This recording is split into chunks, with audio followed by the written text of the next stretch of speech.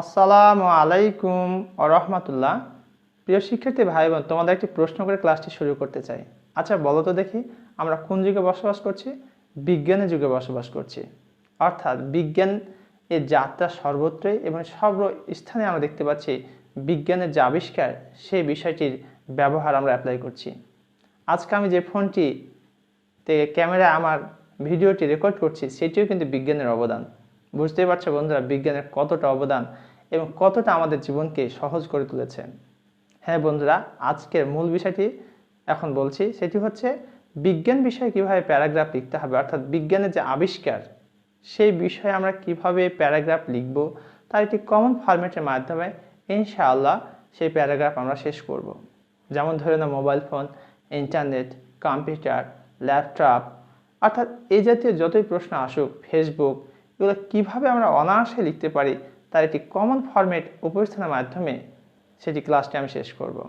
আর এটি আমি বুঝিয়ে দেবো কীভাবে লিখতে হবে, পাশাপাশি বাংলা অর্থও আমি বলে দেব, যাতে করে তোমাদের বুঝতে একেবারে সহজ হয়। আর এটি কম্পিউটারের মাধ্যমে তোমার কম্পোজিশন আসুক, প্যারাগ্রাফ আসুক, এমনকি লেটার আসুক, যেখানে বিজ্ঞানের আবিষ্কার নিয়ে কথা, অবশ্যই তুমি ভালো লিখতে পারবে, আমার দৃঢ় আত্মবিশ্বাস।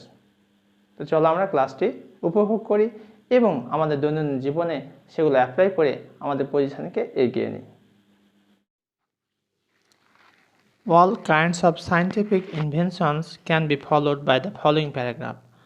অর্থাৎ যত প্রকারের বিজ্ঞানের আবিষ্কার রয়েছে, এই আবিষ্কার সম্বলিত যদি কোনো প্যারাগ্রাফ পরীক্ষা আসে, তাহলে এই ফরম্যাটটি ফলো করে আমরা লিখতে পারবো। সেই প্যারাগ্রাফগুলি কী কী হতে পারে একটু দেখে নিই।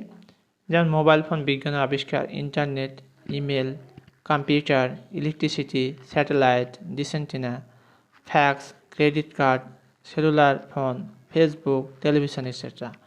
আর এটা হচ্ছে the name of the paragraph, প্যারাগ্রাফের নাম, যেটা আমাদের প্যাসেজে এই প্যারাগ্রাফে ব্যবহার করা হয়েছে।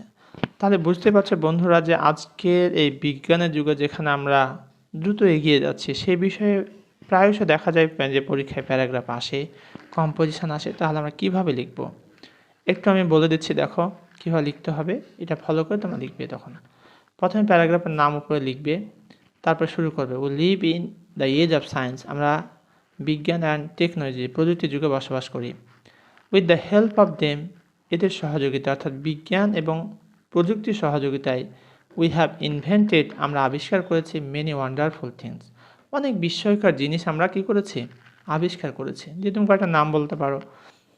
It is on of them, এখানে একটি বিষয় খুবই গুরুত্বপূর্ণ বন্ধুরা, এই যে প্রথম যে ইটটা দেওয়া হয়েছে, এই ইটে তুমি প্যারাগ্রাফের নামটি বলবে। যদি আসে ফেসবুক, তাহলে Facebook is on of them. যদি আসে ইন্টারনেট, তাহলে internet is on of them. যদি আসে ইমেল, ইমেল, তাহলে এখানে ইমেল বসাবে। অর্থাৎ যেটি বিজ্ঞানের আবিষ্কার, যদি কম্পিউটার হয়, ল্যাপটপ হয়, ফোন হয়, তাহলে এই জায়গাতে অবশ্যই নামটা বসাবেন, নয়তো কিন্তু ভুল হয়ে যাবে। তাহলে আমরা বলতে পারি যে Facebook is one of them and it plays a very vital role, এটা খুব গুরুত্বপূর্ণ ভূমিকা রাখে ইন আওয়ার প্র্যাকটিক্যাল লাইফ, আমাদের বাস্তব জীবনে। It has greatly influenced our life style, এটা আমাদের জীবনের যে পদ্ধতি, চলাফেরার যে ধরন, এটাকে ব্যাপকভাবে কী করেছে, প্রভাবিত করেছে। ইট সেভস আওয়ার টাইম, এটা আমাদের সময়কে কী করে, সেভ করে। যেমন ধরে না বন্ধুরা, ইট বলতে এখানে যদি ফেসবুক হয়, তুমি ফেসবুকে তোমার বন্ধুর সাথে কী করতে পারছো, চ্যাট করতে পারছো, কথা বলতে পারছো, কোনো তথ্য আদান প্রদান করতে পারছো, এবং এটা মিডিয়া হিসেবে তুমি ব্যবহার করতে পারছো।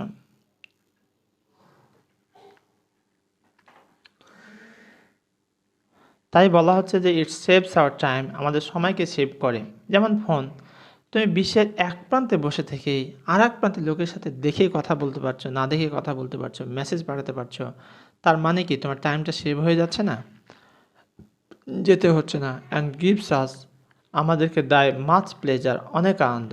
দেখো বন্ধুরা, আজকে ফেসবুক কত আনন্দ দেয় তোমাকে, এই যে মিডিয়া যেগুলো ব্যবহার করছে, অনেক অনেক আনন্দ দেয়। It is use for both business and personal purposes, এটা ব্যবহার করা হয় ব্যবসার উদ্দেশ্যে, পাশাপাশি ব্যক্তিগত উদ্দেশ্যেও। ব্যবসা কেমন, যেমন ধরে না তুমি ইমেল, তাৎক্ষণিক একটা ইমেল পাঠাইলে ব্যবসার ক্ষেত্রে, আরেক বন্ধু তোমার আরেক দেশে বসবাস করছে আর তুমি এক দেশে আছো, দুই দেশের মধ্যে ইমেল চালিয়ে তুমি তথ্য আদান প্রদান করছো, এভাবে করে হতে পারে। It has brought the remote places of the world on hand. It has brought, এটা এনে দিয়েছে, দ্য রিমোট প্লেসেস, দূরবর্তী জায়গাকে, অফ দ্য ওয়ার্ল্ড, বিশ্বের, অন হ্যান্ড, হাতের মুঠোয়। অর্থাৎ তোমার হাতের মুঠের যে মুঠোফোন, এর মাধ্যমে তুমি বুঝতে পারো যে বিশ্বটা তোমার হাতের মুঠোয়। তুমি যে কোনো প্রান্তে তাৎক্ষণিক ফোন দিতে পারছো, ভিডিও কলে, অডিও কলে তথ্য আদান প্রদান করতে পারছো। তাই বলা হচ্ছে it has brought the remote places, দূরবর্তী জায়গাগুলোকে নিয়ে এনে দিয়েছে, অফ দ্য ওয়ার্ল্ড, বিশ্বের, অন হ্যান্ড, হাতের কাছে। ইট হ্যাজ গ্রেট ডিমান্ড, এটা রয়েছে একটা বড় ধরনের চাহিদা অ্যাট প্রেজেন্ট, বর্তমান সময়, ইন আওয়ার লাইফ, আমাদের জীবনে। দেখো বন্ধুরা, যেমন Facebook, mobile phone, laptop, tab, এগুলো কতটা কাছে হয়ে গেছে এবং এগুলো আমাদের জীবনকে কতটা আমাদের জীবনে কতটা অবদান রাখছে চিন্তা করতে আমরা পারি না। সো ইউ শুড ইউজ, তাই আমাদের উচিত ব্যবহার করা দিস টেকনোলজি প্রপারলি, এই টেকনোলজি সঠিকভাবে ব্যবহার করা উচিত। We can broaden our mind, আমরা আমাদের মনকে প্রশস্ত করতে পারি, অ্যান্ড আউট টু দৃষ্টিভঙ্গিকে বাই ইউজিং ইট, এটা ব্যবহার করে, আমরা আমাদের মনকে এবং দৃষ্টিভঙ্গিকে প্রসার করতে পারি। হ্যাঁ বন্ধুরা, সত্যি, যেমন ফেসবুকে অনেকেই এত সুন্দর সুন্দর তথ্য উপাত্ত দেয় যেগুলো তুমি ফলো করে তোমার জীবনকে চেঞ্জ করে দিতে পারো। অনেকে হাদিসের বাণী দেয়, হাদিস শেয়ার করে, অনেকে গুরুত্বপূর্ণ স্টোরি শেয়ার করে, ট্র্যাজেডি স্টোরি শেয়ার করে, যেগুলো একটা মানুষের জীবনে মিলে যায় এবং এগুলোকে ব্যবহার করে আমরা আমাদের জীবনের অনেক পরিবর্তন নিয়ে আসতে পারি। ইন ডিফারেন্ট ফিল্ডস, বিভিন্ন বিষয়ে। It gives us A lot of opportunities, এটা বিভিন্ন সুযোগ সুবিধা দিয়ে থাকে। যেখানে ইয়াং জেনারেশনস, যুব সমাজ, আর ইনফ্লুয়েন্স সমাজ ব্যাপকভাবে কী হয়, ইনফ্লুয়েসড হয়, প্রভাবিত হয়। এটা সাম ডিমেরিটস অলসো, এটা কিছু অসুবিধাও রয়েছে। যেমন ফেসবুকের বলি, কিছু সুবিধাও রয়েছে আবার অসুবিধাও রয়েছে। কেউ অশ্লীল ছবি পোস্ট করে, যেটা খুবই ঘৃণিত এবং নিন্দনীয়, যেটি সমাজকে আস্তে আস্তে ধ্বংস করে দেয়। একইভাবে ফোনের মাধ্যমে অনেক ক্রাইম সংঘটিত হয়। তাই বলা হচ্ছে it has some demerits too, এটা কিছু অসুবিধাও রয়েছে। মেনি অফ আস, আমাদের অনেকেই, waste valuable time by using it, এটাকে ব্যবহার করে মূল্যবান সময় নষ্ট করে। বিশেষ করে তোমরা যারা শিক্ষার্থী ভাই বোন, তোমাদের প্রতি আমার বিনীত রিকোয়েস্ট, তোমরা স্টুডেন্ট লাইফে বিশেষ করে আন্ডার এসএসসি বা আর HSC, you should not use mobile phone so much, বেশি ব্যবহার করা উচিত নয়। এতে প্রচুর সময় চলে যায়, যার সময় যদি হারিয়ে ফেলো তোমার প্রস্তুতি অনেক দুর্বল হয়ে যাবে। এই কারণে তোমরা মোবাইল ফোন একান্তই, যেখানে না হলেই নয় সেটা ব্যবহার করবে, অন্যথায় এড়িয়ে চলবে এই ব্যবহার থেকে। হাউএভার, যাই হোক, we can not think of modern life without it, এটা ছাড়া আমরা আধুনিক জীবন চিন্তা করতেও পারি না। ইনফ্যাক্ট, প্রকৃতপক্ষে it has become a part and parcel of our daily life, এটা আমাদের জীবনের অবিচ্ছেদ্য অংশ হয়েছে। পার্ট অ্যান্ড পার্সেল হচ্ছে অবিচ্ছেদ্য অংশ। ঠিক যেরকম হাত একটা মানুষের অবিচ্ছেদ্য অংশ, সবসময় লেগে থাকে, এটা ছাড়া এটা পূর্ণাঙ্গ মানুষ হতে পারে না। একটা মানুষের হাত নেই, তাহলে কি সে পূর্ণাঙ্গ মানুষ না।